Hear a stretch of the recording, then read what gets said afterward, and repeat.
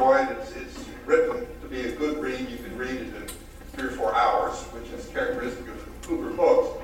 I did want to pull out from this story what I regard as a number of rules which all dictators use. These rules were very well worked out by Stalin, who spent a lot of time thinking about these things. Stalin did not act quickly. He didn't mind if he had to wait 6 or 7 years to get his revenge. So he thought things through very carefully. He was an avid reader. He thought. He waited for his opponents to make mistakes. He was very patient. So all of these rules which you see were thought through. And these are the rules which I think you observe that any dictator will follow. I forgot the first rule, so I'll add it. And that rule is the dictator must have a secret police that reports to him directly without intermediaries. So that's not a big point in the book, but I want to add that as rule 0. Rule 1, the dictator speaks for the party of the people, no one else.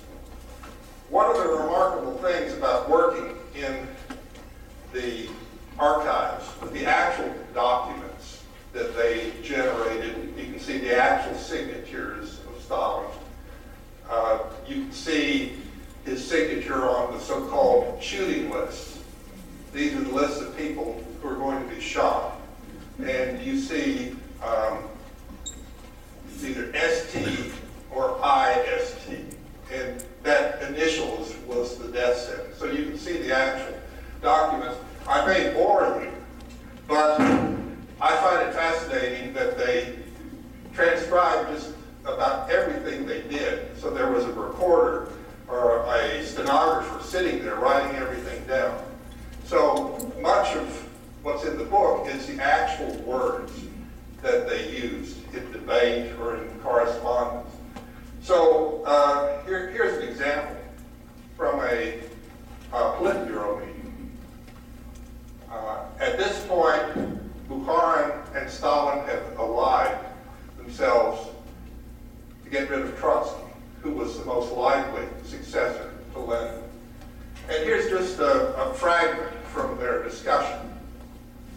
I'll read it to you, although you can see it, but let me read it. Trotsky, and you'll see why this is important and why I picked it out. Trotsky, let's see. Let us present our platform to the party Congress. What are you afraid of? Stalin, Comrade Trotsky demands equality between the party and his opposition group. A strange business. In whose name do you speak? In whose name do you speak so insolently? Trotsky ally, don't try to split us, don't threaten us. Stalin, you are splitting yourself with your idle chatter. Only those who have joined our enemies could sink so low, but we wish to pull you out of your swamp. Trotsky, you pull yourself out first. The stenographer was moved. The stenographer writes, noise, shouting, the chairman's bell. Trotsky ally, why are you trying to hide our platform? What does this say about your courage? Stalin, we are not prepared to turn the party into a discussion club. So I go back. The dictator speaks for the party and the people, no one else. So in this meeting, the principle is firmly established. In this meeting, the principle is established. Stalin speaks for the people. So he's right. Everybody else is wrong. Don't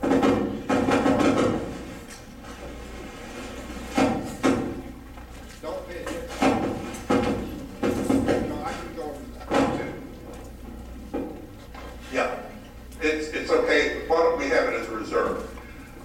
No, it's fine right now. So that's point number 2. Remember the first one. Dictator speaks for the party, the people, no one else. We've done that. This was Stalin's favorite, one of his favorite expressions. Friendship is friendship. Duty is duty. And what that says is, doesn't matter if you're my friend. I have to do my duty. And his duty was to kill all his friends. Bukharin was, at one point, Stalin's best friend. Here's a rare picture of Stalin. We'll just put it there as reserved. Showing his buddy-buddy side, as I call it. There's Stalin kidding around with Bukharin. In 1927, Stalin invited the Bukharins to live with him in this dacha on the right. This is Stalin's wife, who became too close to Bukharin and shared too many secrets with him and committed suicide. So here they are spending the summer together, being driven to the Kremlin every day in Stalin's Packard. And it was on those drives that they parted company and began to disagree. Here is Bukharin, who was a playful guy, in the garden of Stalin's dacha.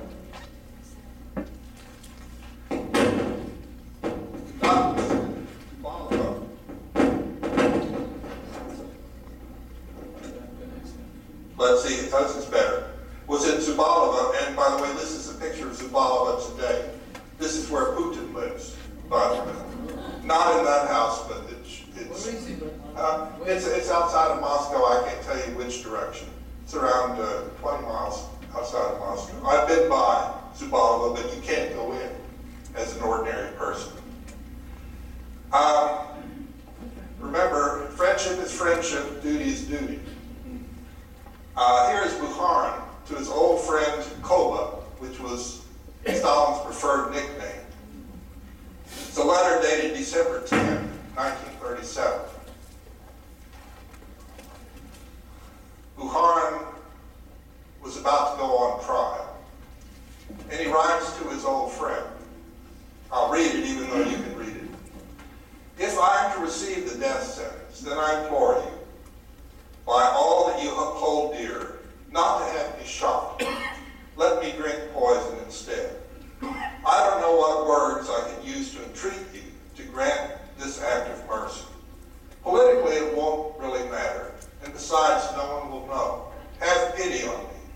Surely you understand, knowing me as well as you do.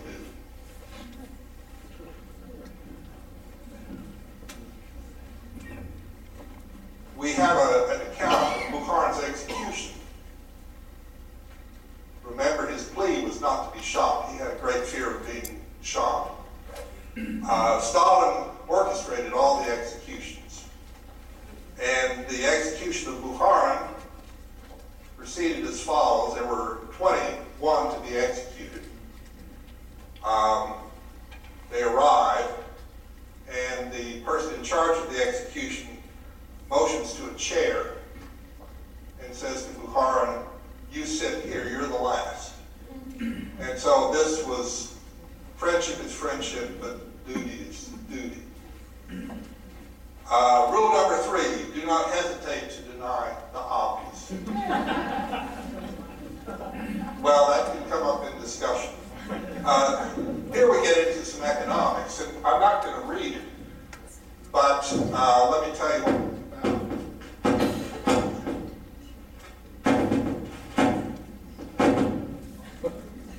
Let's see. Yeah, where's the other? Hello?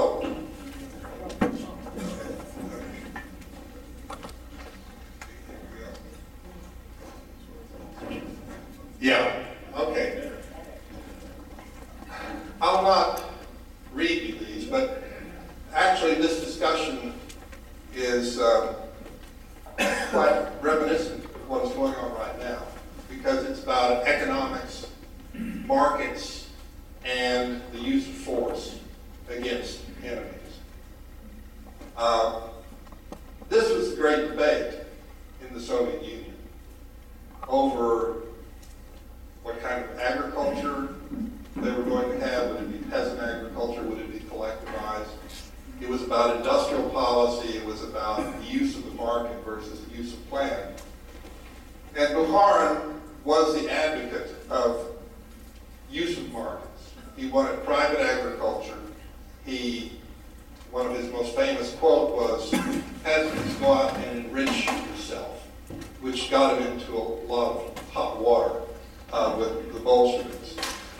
But what had happened about this time was that Stalin decided we need grain for industrialization, but we really don't want to pay for it, because someone has to finance the industrialization. So what we'll do is we'll give peasants very low price. They can only sell to the government. If they sell to anyone else, they commit a crime. And if they don't sell at this low price, we'll send the police and take it away. And this is what was called, requisitioning of grain. They use a term called extraordinary measures. So Bukharin said, in effect, in this discussion, which was at the Central Committee, this was sort of the culmination of the debate. He says, well, if we take the grain away, we'll have a massive peasant unrest. He says, we've already had this. The peasants are deserting to the enemy. We were victorious in gaining Soviet power, but we didn't lose it. Stalin. We should resist panic mongers like Bukharin, who claimed that requisitions of grain had broken the alliance of peasants and workers. Yeah, grain requisitions have created some trouble, but Bukharin shouldn't frighten us with these terrible words. It goes on. Oh, that's it. Rule 4, and I think this is important and also relevant to today. Economics doesn't matter. What matters is political control.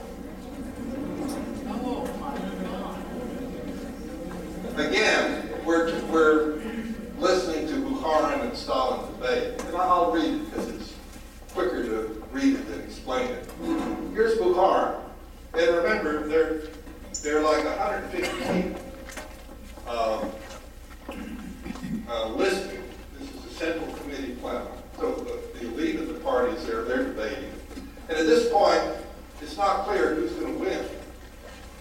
Bukharin, low state prices and confiscation mean peasants cannot calculate.